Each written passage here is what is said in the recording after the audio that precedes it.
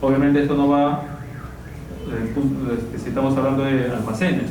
Entonces sabemos que si estamos hablando de almacenes, refrigeración, desde 5 grados, congelación menos 18, ¿no? Pero estamos hablando de lo que es procesos en sí. Ventilación, ya habíamos hablado que puede ser natural o puede ser forzada. Hay que evitar el tema de condensación, las tuberías. Cuando observamos ahí y vemos sobre la zona de proceso, tuberías, cuando tal vez esté algún líquido que haya condensación, haya gotas, hay que evaluar qué riesgo existe de que esas gotas puedan estar terminando sobre una superficie de trabajo, sobre el producto almacenado o sobre el producto en proceso. El tema de listeria, por ejemplo, en el caso de los alimentos que están congelados, conservados o refrigeración, es grave. O sea, justamente esas gotitas de agua condensado, sí, justamente puede ser un factor de contaminación. Hay que tomar en cuenta. Para eso, el sistema de ventilación es importante que sea eficaz. Algo básico, ¿no? La corriente de aire no debe desplazarse de una zona sucia a una zona limpia. Estoy trabajando por envasado, estoy transitando por envasado y vuelvo a basura, vuelvo a baño, esto, algo está fallando. O es el sistema de desagüe que está atorado ahí, o justamente también el tema de que hay un tránsito, una corriente de aire de las zonas sucias a través de los servicios higiénicos, hay contigüidad por ahí solapada, a veces se dan esas situaciones, ¿sí? O de la zona de acumulación de residuos hacia una zona de proceso, ¿no? Las aberturas de ventilación que hemos hablado que tienen que estar protegidas, incluso los extractores de aire, hay que asegurarse. ¿Ah? Anticorrosivo. Sí, sobre todo mejorar. Hay que asegurarse la calidad del aire también. Hay algunos criterios que son un poco exigentes.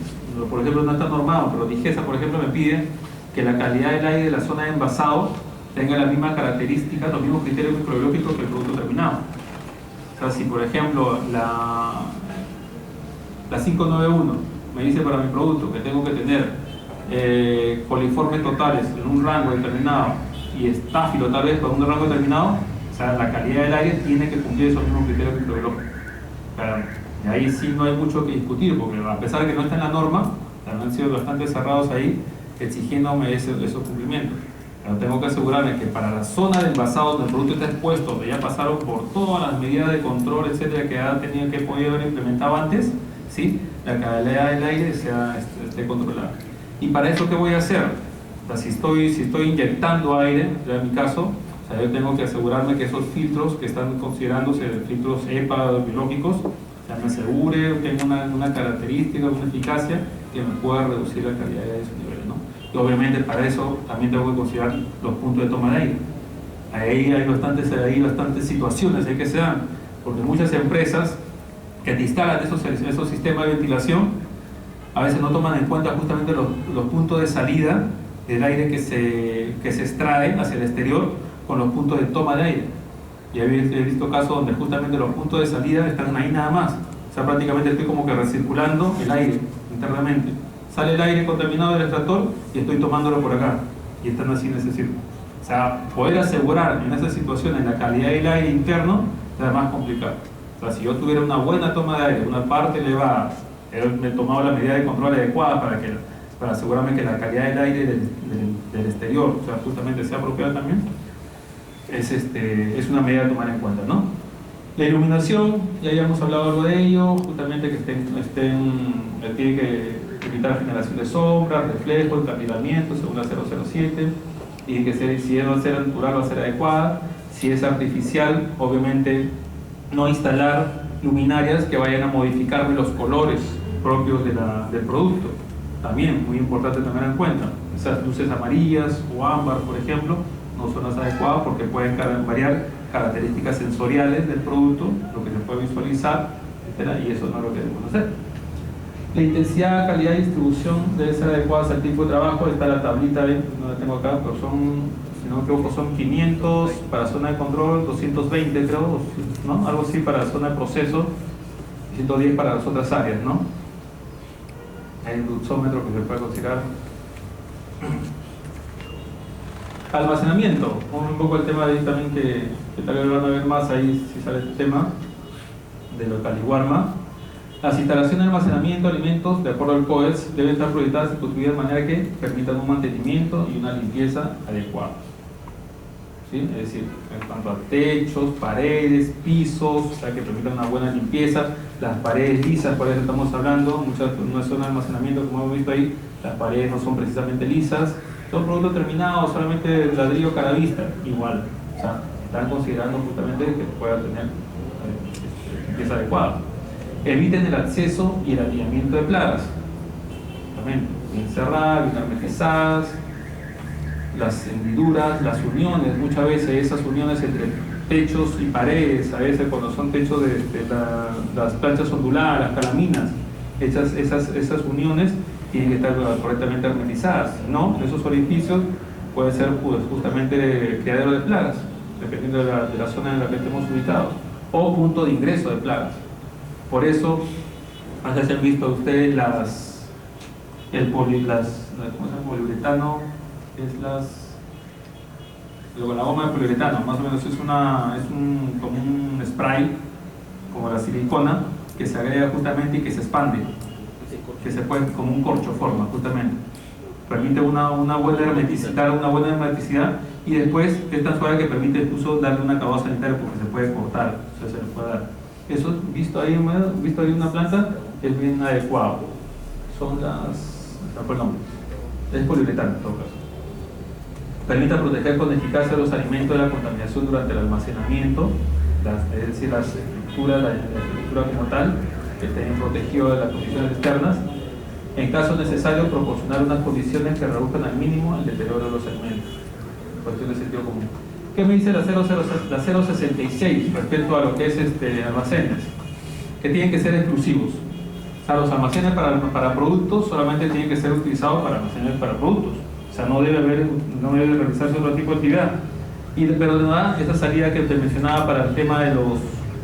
bueno, ahorita no tengo el artículo ahí. Considerando, se toman medidas para controlar la contaminación cruzada. En caso exista otro tipo de situaciones ahí en esos almacenes. La ubicación también. O sea, van a estar ubicados los almacenes de manera que el entorno, las actividades del exterior, no vayan a contaminar los productos que se tienen.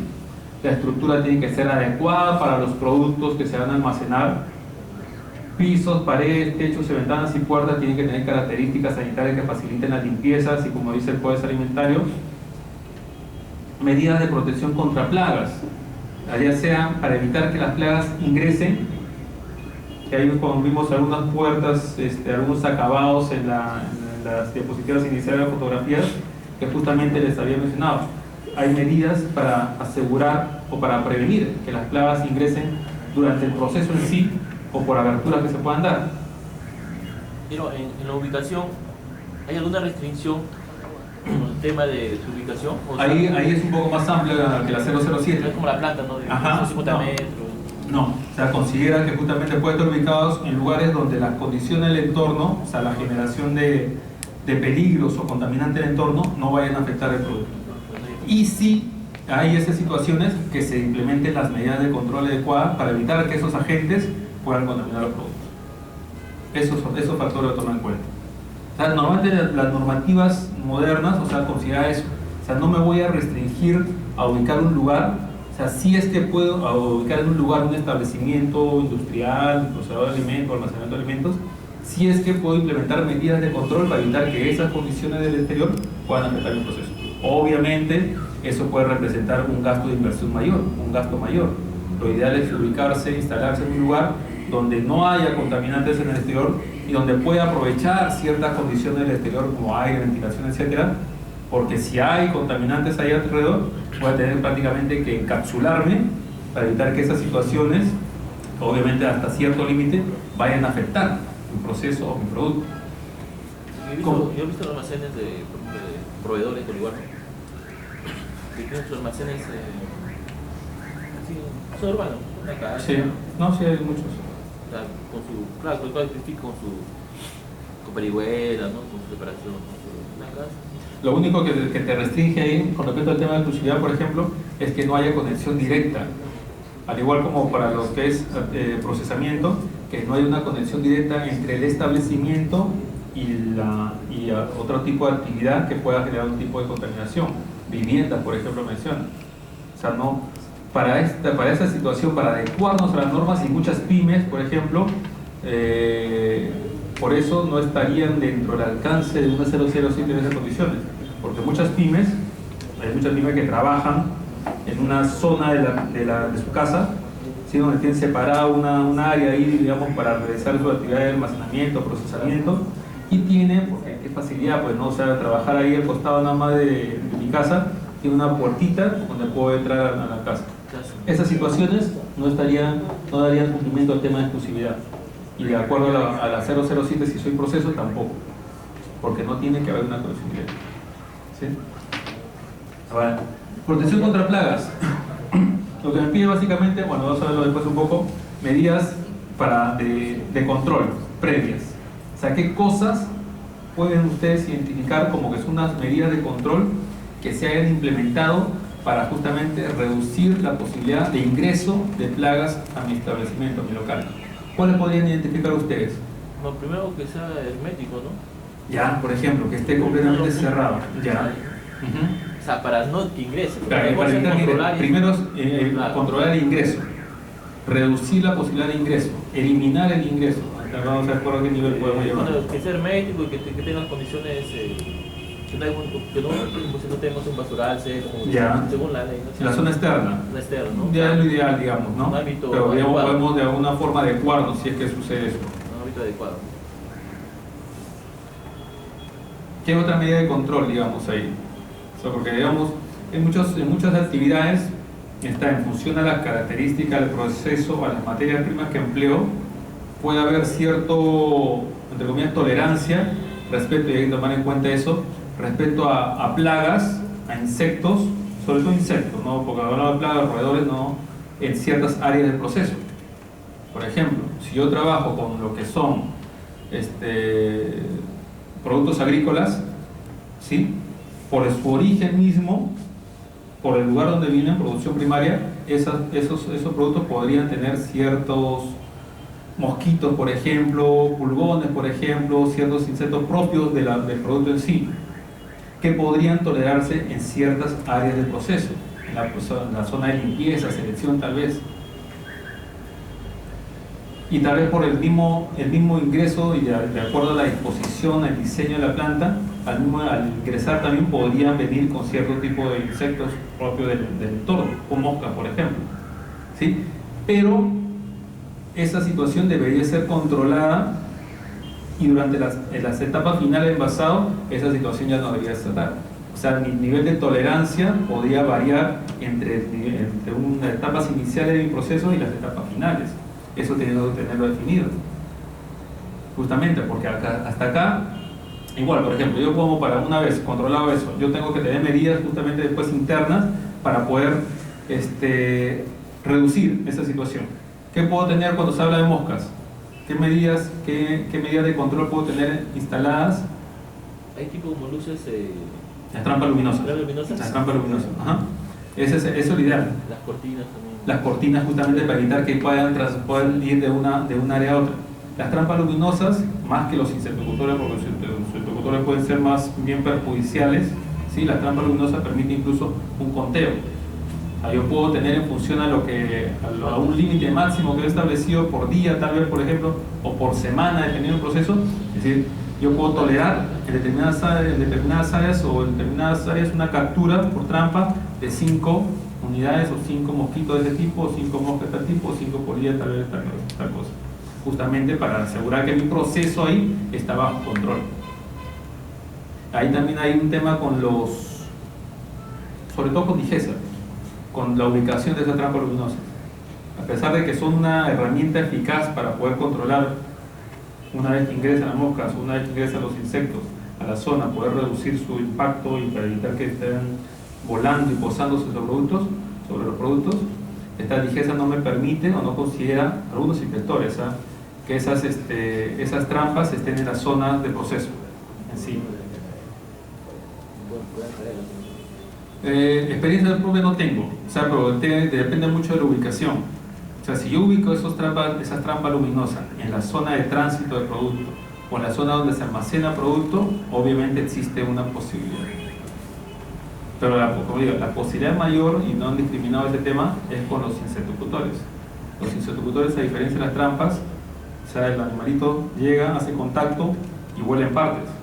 O sea, las partes puede terminar una pata por acá, la toman por otro lado, eso, y dependiendo de qué el diseño sigue el equipo, o sea, puede desplegarse por varios centímetros, tal vez no metros, a la redonda, ¿sí? De radio, y eso puede tener un impacto.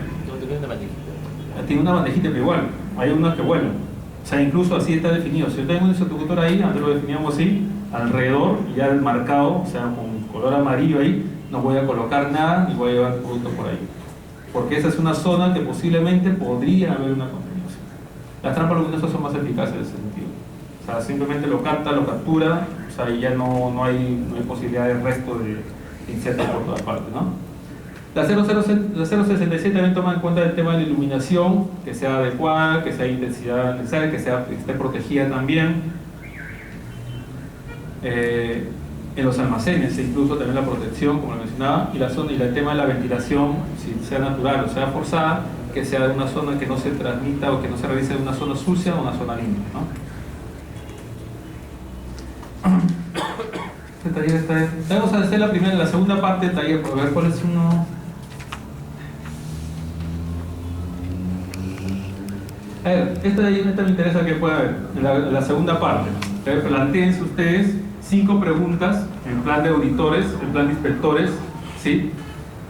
Que puedan, preguntas o verificaciones, aspectos que pueden verificar para poder tener certeza de que la calidad sanitaria del agua que puede estar utilizando una empresa procesadora o plantero como procesamiento de alimentos sea adecuada. ¿Qué podrían verificar o solicitar ver o pedir o requerir a un procesador o un inspeccionado para poder ustedes asegurarse de que la calidad sanitaria del agua que van a emplear es adecuada? Lo primero que tenemos que solicitar son sus análisis microbiológicos. Ya, por ahí vamos. Análisis físico-químicos que haya realizado. ¿A todo le pediría microbiológico? ¿A todo le pediría físico-químico? Dependiendo del punto donde se va a aplicar el proceso, ¿no? Ya. Y después tendría que preguntar... ¿En qué me basaría? ¿Qué hay que tener en cuenta? ¿En qué criterio, en qué norma me voy a basar? Acuérdense de la 031, denle una revisadita al decreto supremo 031 de 2010, donde están los anexos justamente. Hay 8 criterios microbiológicos que van a tener en cuenta que tomarse sí o sí. Muy cierto. Documentariamente, porque por ejemplo, ellos te dicen, te entregan su certificado de análisis, su certificado de ensayo. Te entregan uno. ¿Sería suficiente en tu caso? O sea, ¿o pedirías otra cosa más? Bueno, también tienen que tener tienen un programa. Exactamente. Un programa de manejo. Ajá, o dentro del manual. ¿Qué tiempo va a ser? ¿Quién lo realiza? Exactamente, dentro de su programa de higiene y saneamiento, su manual de BPM, dentro de la documentación que tiene que manejar para almacenes, también me pide la 066, por ejemplo, y para procesos sí o sí, debería entregarnos justamente ese programa, ese plan que tiene, ese procedimiento que tiene establecido justamente para poder realizar eso, o sea, con la frecuencia que tiene definido realizar esos análisis, ¿no? Y no está de más siempre pedir los anteriores. O sea, si es una empresa que está constituida y tiene un tiempo, o sea, no solamente pidan el último, o sea, sino también el anterior para ver si la frecuencia que están realizando sus análisis sea la que han declarado ellos, sobre todo, ¿no? Porque no hay una frecuencia definida, la que han declarado. ¿Qué más pedirían? Análisis, los manuales, procedimientos o el plan, ¿qué más? ¿O qué más verificarían? Quiero tener certeza de que el agua que va a emplear o que está empleando es de calidad sanitaria. Creo que también el almacenamiento, como dice usted, ¿Cuál? El almacenamiento, o sea, la limpieza, si está de una forma correcta. Ya, por ejemplo, lo primero que haría, como parte de la primera parte de la inspección es verificar. Verificar en físico. Todo. En físico primero, la hermeticidad de qué? De las cisternas, los tanques elevados, de los pozos de agua, así que se abastece de agua también, ¿verdad? Para ver cómo sean las características físicas, las condiciones adecuadas, ¿no? El origen de los mismos. Ese tema. Si está dentro de las posibilidades, ver las cisternas, ver las condiciones de las cisternas, justamente los acabados que tiene esa cisterna, que tienen que ser acabados lisos, por ejemplo, las uniones, bueno, ya no es un poco complicado ver ese grado, pero por lo menos la hermeticidad es lo mismo. Si el diseño inicial que se puede hacer, sería conveniente hacerlo, ¿no? Es necesario hacerlo incluso, ¿no? Claro. ¿Qué más podría requerirle? ¿Perdón? Por ejemplo, ya sabemos que como mínimo, o sea, cuando estamos hablando de reservorios de agua, la norma, la 449 me dice que sea cada 6 meses como mínimo. Y en esos 6 meses tiene que generarse como mínimo una evidencia de que esa tarea se ha realizado. O sea, como digo, o puede ser el certificado del tercero, de una empresa prestadora del servicio, o puede ser un formato interno. Obviamente, si lo voy a hacer internamente, tiene que demostrarme por un instructivo, un procedimiento o por conocimiento de la norma de que la labor esa de limpieza y desinfección se hace de acuerdo a lo que está establecido en la 449 del 2001. ¿Sí? Porque puede ser un copy-paste de lo que está en la norma a mi procedimiento o está mencionado ahí que se ciñe las actividades a lo que está establecido en la norma, ¿no? Es normal. ¿Qué más? También de metales, análisis de metales. Análisis de metales. Está en función, como le mencionaba, a dónde voy a usar, qué tipo de producto es. La norma sí me dice, tiene que considerar los 3 criterios. Pero como no es una norma que esté considerada para el usuario, para la empresa procesadora de alimentos, sino que en realidad es de cumplimiento de la empresa prestadora, ¿sí? En realidad, pues, lo que he visto es que hay cierta flexibilidad. O sea, cuando yo no he hecho inspecciones de que está establecida esa norma, he hecho inspecciones antes de eso. Pero me han inspeccionado, pero solamente he alcanzado en algunos casos algunos anexos. O sea, en función a la característica de mi producto, a la característica del proceso que estoy realizando. No tiene inconveniente. ¿Qué más pedía? La norma me pide algo respecto a lo que es cloro. Lo residual. Sí, o sea, la norma hay un puntito ahí que dice que el agua tiene que tener como mínimo 0,5 ppm de cloro. O sea, tiene que haber una forma de que yo esté asegurando la cloración del agua. O sea, de la red pública, y tengo total confianza y y lo monitoreo y tengo la certeza de que siempre está por encima de los 0,5, y si es agua de pozo, tengo que asegurarme una cloración de esa agua también. La forma, el método, etcétera, varía, pero tengo que asegurar ese tema. ¿Sí? ¿Qué más aseguraría? O ya con eso sería suficiente. ¿Qué más le podría pedir? Me voy a asegurar la limpieza, me voy a asegurar la materia prima como tal, el sistema de distribución. Es difícil poder verlo ahí por el tema de cañerías, pero solo sí almacenamiento. Creo que más que suficiente, y siempre y cuando también verifique, ¿no? Eso fue.